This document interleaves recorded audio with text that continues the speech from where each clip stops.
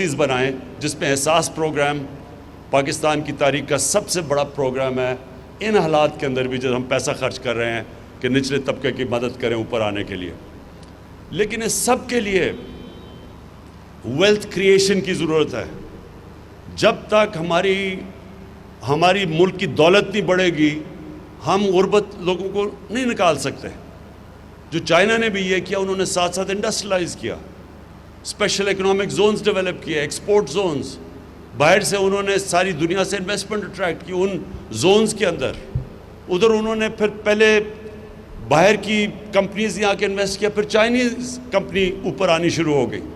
تو ان کو نے انڈسٹریلائزیشن کر کے اور سب سے زیادہ ایمفسس ایکسپورٹس پہ دے کے آج چائنا میرے نہیں خیال میں جس طرح وہ ترقی کر رہا ہے اس کو دنیا میں کوئی ملک روک سکتا ہے. تو پاکستان کے لیے یہی ماڈل ہم اپنانا چاہتے ہیں. ہماری کوشش ہے کہ اب جس طرح سیالکوٹ کی انڈسٹری کی ہم پوری مدد کریں، ہر قسم کی آپ کو فیسلٹی دیں. جتنی آپ انڈسٹریلائز کریں گے سیالکوٹ کا تو فائدہ ہوگا، سارے پاکستان کا فائدہ کریں گے. جتنی آپ کی ایکسپورٹس بڑھے گی. پاکستان کا جو سب سے بڑا پرابلم ہے، ہمارے فورن ایکسچینج ریزروز نہیں ہیں. یہ جو ہم جب آئے شروع میں تو ہمارے پاس تو پیسہ ہی نہیں تھا. ہم پوری طرح جو ہماری لائبلٹیز تھی باہر کی، ہمارے پاس پیسہ نہیں تھا وہ ان کو پیمنٹس کرنے کا. کئی چیزوں پہ ہم ڈیفالٹ کر رہے تھے. اور یہ ہمارے پاس مسلسل پاکستان کا پرابلم آتا ہے ہماری 70 سالہ تاریخ میں کہ جیسے ہی ہماری گروتھ بڑھنی شروع ہوتی ہے ہمارا کرنٹ اکاؤنٹ ڈیفیسٹ بڑھنا شروع ہو جاتا ہے. ہم دنیا کو ایکسپورٹ کرتے بہت کم ہے اور امپورٹ زیادہ کرتے ہیں. تو وہ جیسے جیسے کرنٹ اکاؤنٹ ڈیفیسٹ بڑھتا ہے روپے پہ پریشر پڑنا شروع ہو جاتا ہے. اور روپے پہ پریشر پڑتا ہے، جب روپیہ گرتا ہے تو سب سے بڑا اس کا پرابلم ہوتا ہے مہنگائی آ جاتی ہے. پاکستان میں ساری چیزیں مہنگی ہو جاتی ہیں. تو ہمارا جو امپورٹنٹ چیز ہے سارے ملک کو ریئلائز کرنا ہے کہ ہم نے اپنی ایکسپورٹس بڑھانی ہے. اور ایکسپورٹس کے لیے یہ ملک کی ضرورت ہے کہ ہم سیالکوٹ کی مدد کریں. اور سیالکوٹ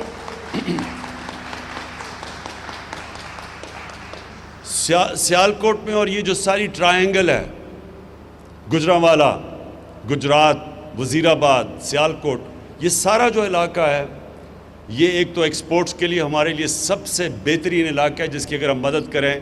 یہ اور کراچی اور فیصل آباد یہ سب سے بہتر ہمارے لیے کہ اگر ہم ان کی مدد کریں گے تو ملک کا فائدہ ہوگا، ایکسپورٹس بڑھیں گی.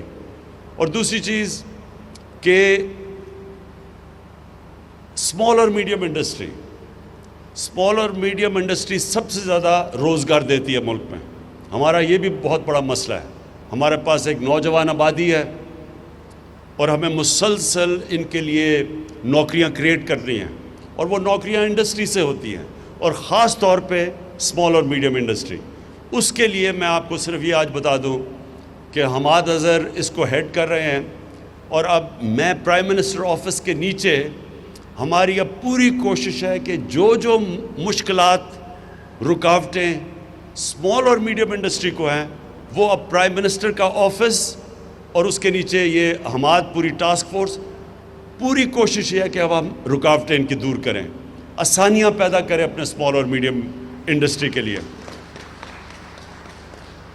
اور میں جو آج اناؤنس بھی کروں گا بعد میں جو ہماری اگلی فنکشن ہے کہ یہاں ہم ایک state of the art university بنا رہے ہیں.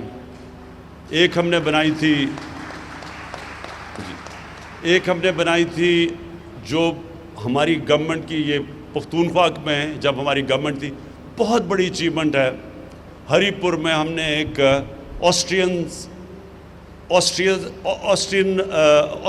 آسٹریا انجینئرنگ میں بہت آگے ہے دنیا سے. جرمنز اور آسٹرینز بہت آگے ہیں. تو آسٹرینز کے ساتھ مل کے ان کی ایک اسپیشل، ان کی بڑی ایلیٹ انجینئرنگ یونیورسٹی ہے فوہوک شولے. وہ ہم نے سیٹ اپ کی ہے ہری پور میں، جو کہ اب شروع ہو گئی ہے. 4 سال لگے ہمیں، وہ اب شروع ہو گئی ہے.